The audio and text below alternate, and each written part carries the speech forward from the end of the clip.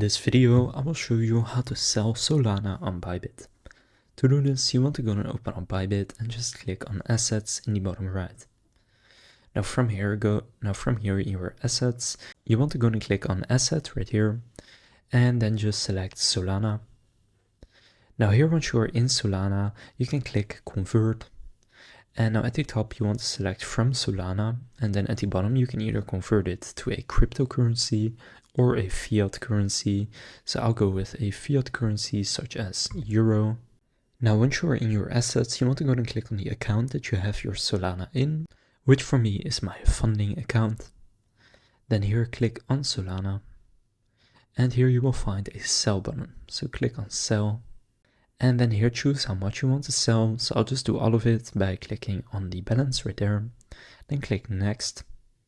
And then sell to, you can just select your euro or dollar or whatever currency you use balance. And then once you click sell sold at the bottom, you will have sold your Solana on Bybit. So that's how to sell Solana on Bybit. If this video was helpful, please consider leaving a like and subscribing to my channel. With that being said, I will see you in the next video.